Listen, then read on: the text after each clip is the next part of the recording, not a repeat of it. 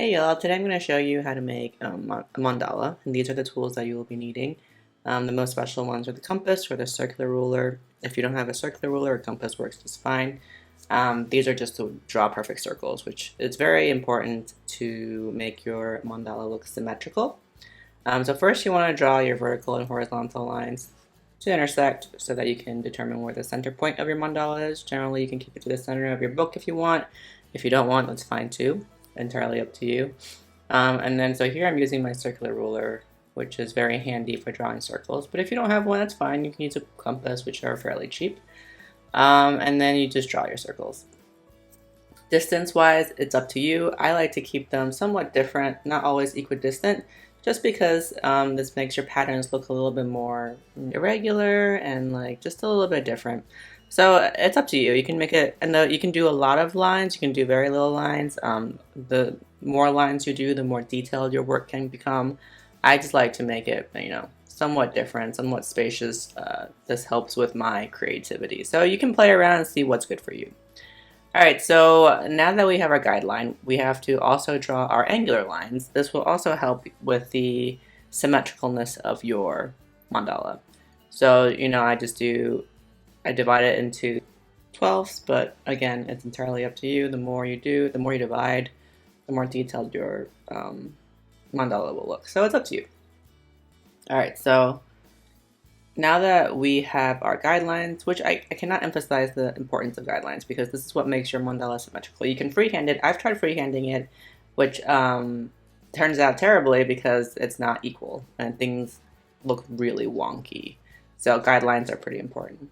So once you've got that down, you can start building your patterns. And I go from the center out, which for me is the easiest, but you can do whatever is easiest for you. And there's many different kind of patterns that you can use. I tend to, for whatever reason, stick to flower type patterns. So these all look like petals. But you can do geometric shapes, so like circles, triangles. I like to keep mine somewhat rounded because it is a circular shape. And to me, circles are round. But again, there are some pointed parts, and that can also, your eyes can be drawn to it. It's very up to you. There's no right or wrong way to do it. I just do it the way that makes me feel good. And again, the whole point of a mandala, at least for me, is to it's meditative because you're basically creating the same patterns over and over again. You don't have to think too much about it. Once you put down your first pattern, then the whole rest of that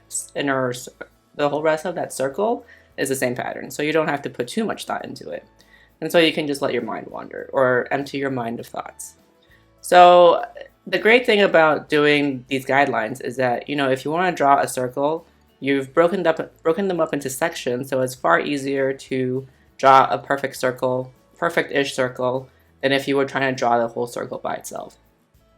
And here I am using the compass because I want to draw a relatively perfect circle just to divide the inside part of my mandala with the last outer ring, which I already have an idea that I'm going to make like really narrow petals. And so the more lines that are closer together, the darker your piece will be. So you want to have that like contrast between light and dark.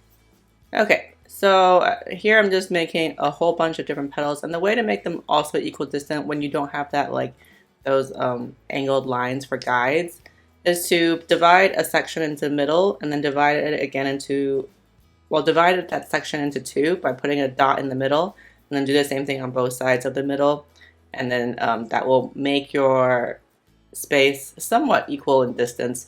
It won't be perfect, but it doesn't have to be perfect. The great thing about doing it this way is that at the end, even your imperfections will kind of disappear because everything else is somewhat symmetrical, so your eyes and your brain will trick you into thinking that it is symmetrical. So like if you look closely at my pieces, they do kind of have wonky bits that aren't equal, some are smaller, some are bigger. And at the end, like you can't tell. So once you've got your like base mandala down, you can erase your guidelines. You can actually end here. This can be your complete mandala. You can go back in with colors and color it in if that's what you want. Or if you're like me, you might want to add more details. So personally, I like to keep my mandalas black and white. And so if I do that, I feel like if there's too much white space, then it's a little bit empty. And so I like to go back in and fill it in with more details. And I tend to use a thinner fine liner. So for example, here I'm using a 0.3. And so you can see that contrast between thick lines and thin lines, and I just like that. It looks so much better to me. And then to decide what you want to do, it's really up to you again. I like to follow my base mandala shape and then just like do extra lines inside it to make it, to give it that detail and to make it pop even more, I guess. And there's many different ways. You can do the same petal-like shapes. You can do straight lines like I'm doing here. I'm just aiming it all towards the center, even though it's not, exact. But again, your brain and your eyes are telling you that it's more or less exact. So there's a lot of different ways. Again, there's no right or this is like my mantra when I'm doing this. There is no right or wrong way to do it. It's just whatever suits your mood, whatever hits you while you're working on this. You can add whatever you want. And I do apologize, my hair is in this video. I did not realize that. But yeah, and you can also color in sections to make it darker if you want.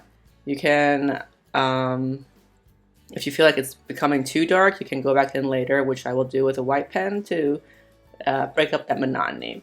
And there are some spaces that are going to be darker, some spaces that are going to be lighter. Again, it's what's visually appealing to you. So for me, like doing these detail work, it's really hard for me to decide when to stop because there's so much I can do, there's so much more I can add. I personally don't like a lot of white space, so I just keep adding detail upon detail upon detail until like it's a black blob. So it's a fine line between like a good enough amount of detail versus like too much detail. But again, it is personal preference. And you can always go back in, even after you fill it in with detail, you can add color to it to make it pop even more. And you can also give it to your kids or your friends as a coloring book because there's a lot of space for people to color, and the more details that you put into it, the more adult coloring book it becomes. So yeah, this is just me adding more details, thinking about, when I should stop, but it's really hard for me to stop. As I said, it's just like there's so much white space left. And I also like to have that really dark and light contrast, and so that's what I'm doing here. I'm just adding in more lines, not completely filling it in because that would be too dark, but if you do enough lines that are close together, then it looks darker, like a grayish color instead of a pure black color. Similarly, you can do like diagonal lines that are close together to make it look dark, because the closer the lines are together, the more dark it looks. And that's why the center of the mandala looks like it's black, even though I didn't color it in black. But because all the lines are converging there, it looks really dark. Alright, just adding some white bits, the dark parts. And this is my final mandala. I might go back and add more details, I don't know. But I hope you guys learned something, and thank you guys so much for watching.